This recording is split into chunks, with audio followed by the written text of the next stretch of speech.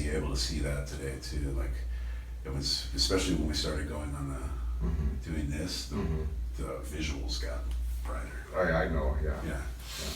That's why that day I was asking you, because that happens with most of my clients. But everybody's different. Sure.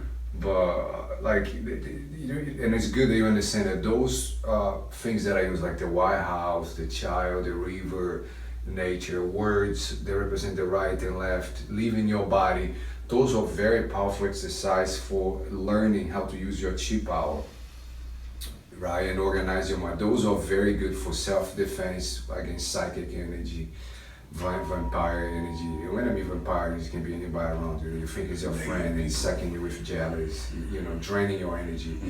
Protect your environment so people, the wrong people don't come here, your family. The White House is your consciousness. Every time you feel like you fuck it up emotionally, you hurt somebody, that's your time to go over there, organize, deal with it. Because the child is the one that's innocent, doesn't know Muay Thai, doesn't know Jiu-Jitsu, doesn't want to prove a point, no ego, is just submissive, just a receptor for love. That's why I do that.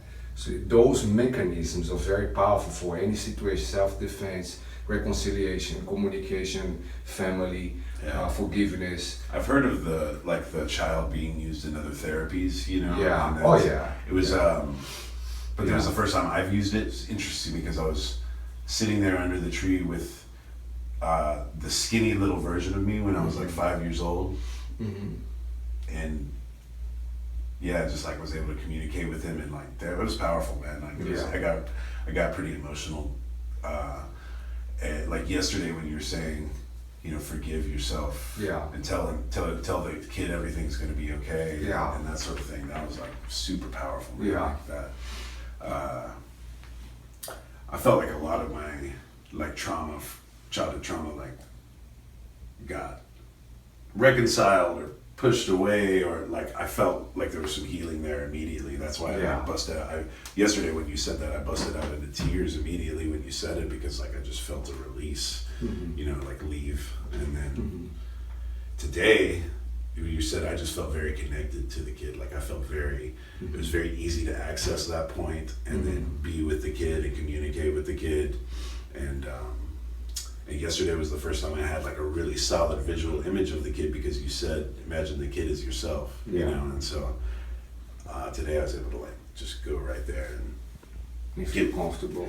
Like really comfortable, but very more than comfortable. I feel like it's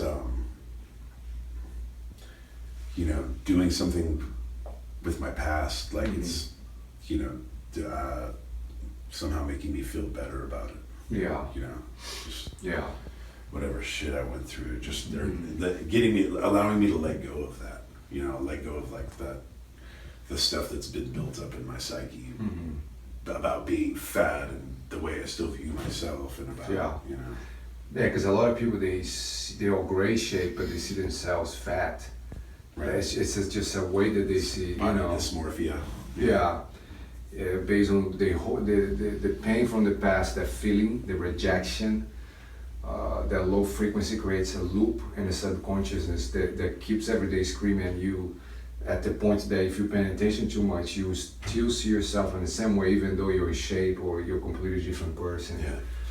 How many of us are okay looking people, we're not ugly, but we see ourselves so ugly, so weak, and that's why to me those little visualizations with flowers and sacred geometry and the child and the White House and connecting the neurons in the brain, the heart and the gut, brain, heart, and creating that flow of energy using the chi power, vibrating like the sun and leaving your body, going to the universe, see yourself out of your body, that creating that perspective with this breathing is kind of resets the brain, the receptors, and then you start seeing things in a way that's much more neutral. Right. And then we are happier because we are not taking things too personal. We are not getting caught up in things that we should not even being listening to it or paying attention in. So I think that's something that if we all have at least a basics on doing that, we will be. People will be a lot better off. Yeah, we'll be able, I think, to go to a higher level of self-evolution, and and it's something that I analyzed going back to jiu-jitsu after so many years of myself, that there was a lot of fear and a lot of rejection still in my subconsciousness inside of me when it comes to the mind. And with the training, I realized that it was very good to be in a vulnerable position as older and going back and studying again, to really put in practice this technique. And when it comes to look at myself from outside, don't take things too personal, don't really exercise the fear, Right. like the limitations and things like that, it's just fantastic. I'm learning every day, Right. every day I learn with this technique, every day I try to adapt and to share with people, and everybody has a beautiful way to use it, Right. It's something that people can adapt, Yeah. Yeah, I mean, I believe that's like, yeah. you could, of course, it's going to be massively beneficial to people with real problems. Yeah. Yeah. But I feel like, I mean, it's like, it's going to make, you can make you a businessman better at his business. It can make a ice skater better at ice skate, whatever, like whatever they do, whatever you do, you can get better at it. There's always room for improvement, so this can help take you there, but I mean, I can only imagine how beneficial it's going to be for addicts, for people with that, Issues. deeper issues than I have, and, and I feel like it's going to continue to help me keep working on my issues, and do a better job of keeping my ego in check than I was doing before, because I've been working on all that stuff, but this is... It's an aggressive tool in a sense. It's like... And it keeps things more at the forefront of my mind. So I've for the last couple of years been trying this mindfulness thing that everyone talks about, trying to be mindful about the things that I wanted to improve at, that I told you, like I wanted to be more mindful of my family. And so I've been practicing these things, but like nothing has kept it at the forefront of my mind like this technique, so like and it's not like I have to actively think about it. It's like, family, like, the things that I wanted, like, I don't have to practice being mindful of them now because they're just kind of there. Right. You know what I mean? Right. It's almost like you feel it. You don't need to overthink. Based on guilt. Yeah. It's clear inside of you. Yeah. I don't know. Just something it gives me. Yeah, just a more of an awareness of the things I want and the things that I want to improve on. Like I constantly have more of that mindset happening. So like I'm being more objective about my fathering, about my business ownership, about the way, how much energy and thought am I investing into the moment when I'm playing with my band? Instead of playing, but my mind's wandering, what am I going to eat for dinner later? What am I going to do later with my lady? It's my mind is invested in the notes that I'm playing and what's coming next. To be in the moment. How can I make this better? Right. Yeah, instead of just playing the same old stuff, That's a very good, it's like you are appreciating to be in the moment, of being in the moment. Right. As a more you understanding that to be in the moment and appreciate the moment will vibrate the next moment or the future. Well, it's like, yes, to answer, that's what everyone talks about, being in the moment. Right. But it's kind of hard to grasp that until you have a way to get there, for me, martial arts was a great thing because it puts you in the moment. It puts you in the flow state, in the zone of, I have to be in the moment or I'm going to get my ass kicked. But there's other ways to exist in that state, and this is one of the ways to get there, you can be, fully connected without risking someone kicking your head off or having to risk getting choked out in jiu-jitsu. You can be, because I felt like those were the things that playing drums put me in this state. And right. So I just wanted to be in this state all the time. That's why you always practicing martial arts and playing music. But they never really carried over into my normal life.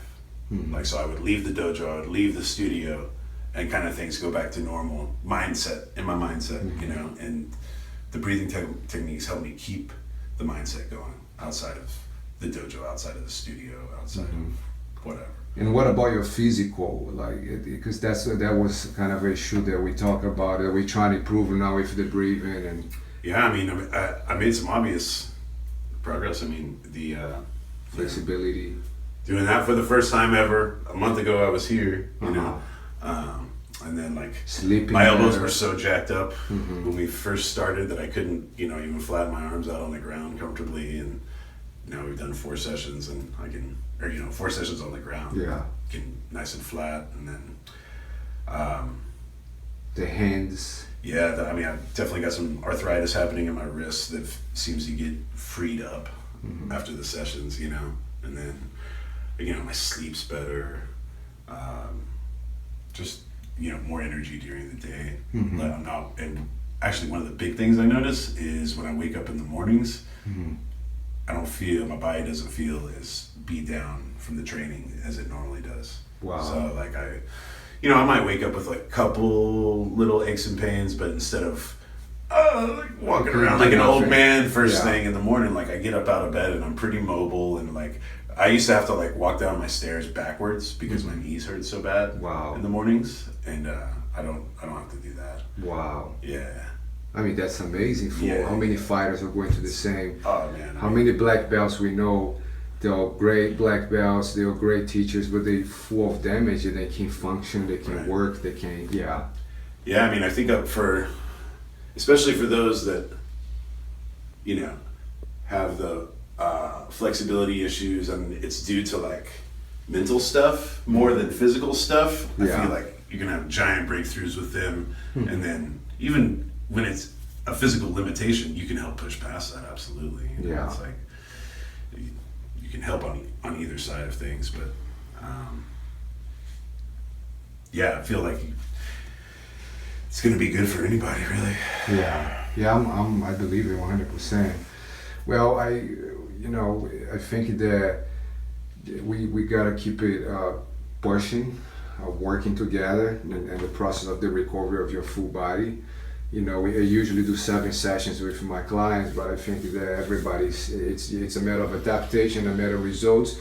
If we give them results like this, we gotta keep it pushing it, because it's something that I believe we all can practice by ourselves. But the coaching, the mindset, the loving, the love, a feeling of caring of someone, and be excited about the results, and wanted to be pushing the process.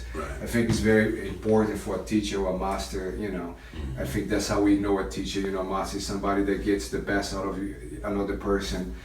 Really, just for being happy, and to, you know, to watch the results, and be able to share. Yeah, I mean, it's definitely, you know, in any discipline that's worth its time, you have to find a good teacher, right? Yeah. So that's what they say, and it's true. You know? Yeah, and I notice the way how you do with your business, and the things that I've been watching me and Albert. You know, I think that people should definitely check it out. Your work as a teacher, your school as an MMA school. It's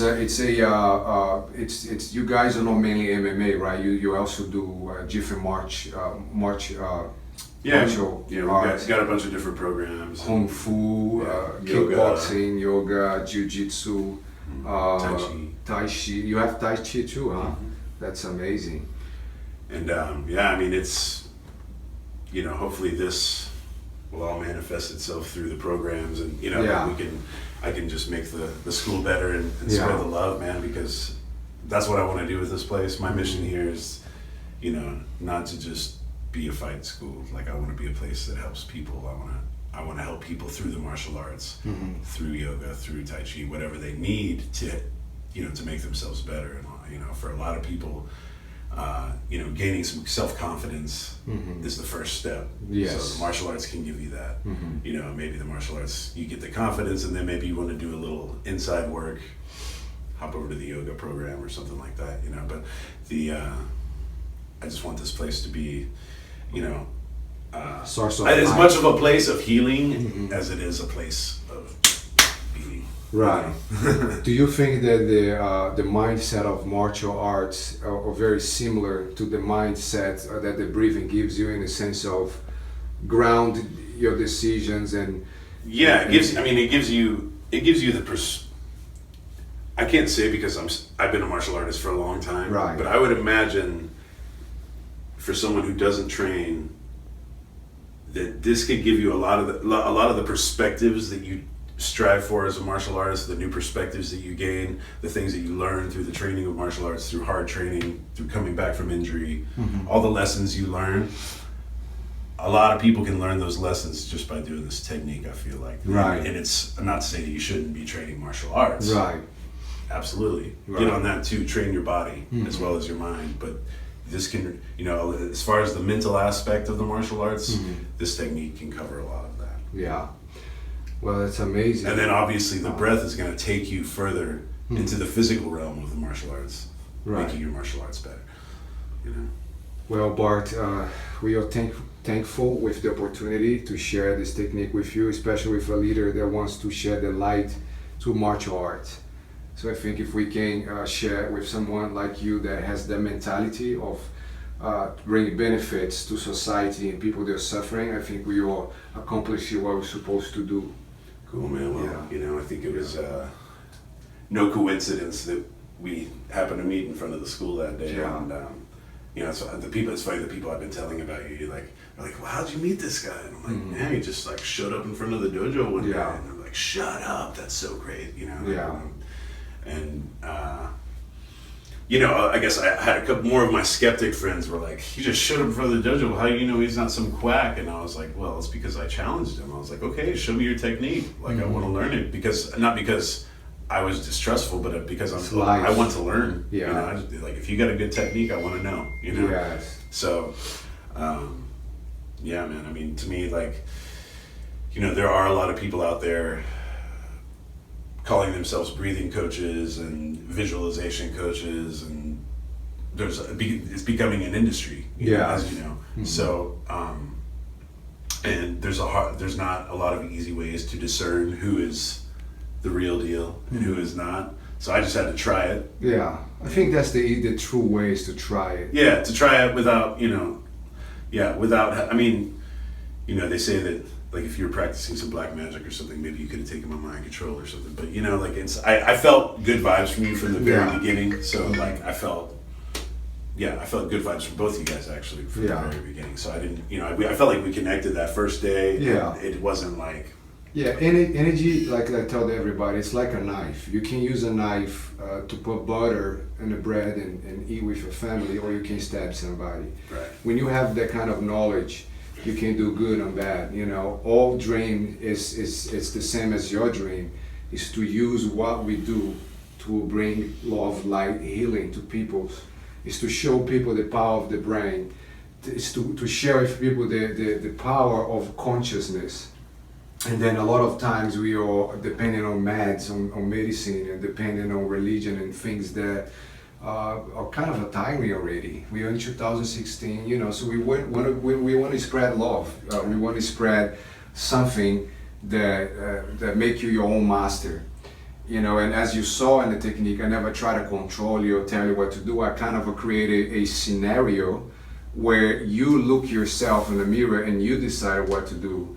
And the words that I use are foundation of any religion. Right. Well, that's one of the coolest things about it is I think that people from, any ideology, any dogma, you can take this and benefit from it still, even no matter how hardcore religious you are. Yeah. If you can just commit yourself to the practice. Yeah.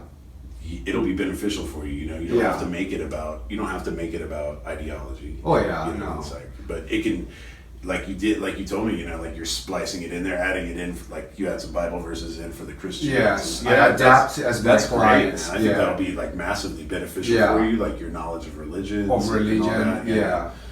I think that'll be really good. We have clients that are Muslims, Christians, Jews, Africans, where they believe in Yoruba, which is an African culture. For us, doesn't matter religion, and we do adapt according to the person beliefs. So we wanted the client to feel comfortable, and always respecting whatever they choose as God or religion. We just use that in the graphics, just to bring healing and emotions, just to balance the right and the left side of the brain. It doesn't matter what knowledge I'm bringing to. If I'm I'm helping you to have a better lifestyle and making you a better person with your family, with your environment, I cannot be from the devil because I'm bringing good. I see your question. Some people I reveal why I did to you because your mind is open.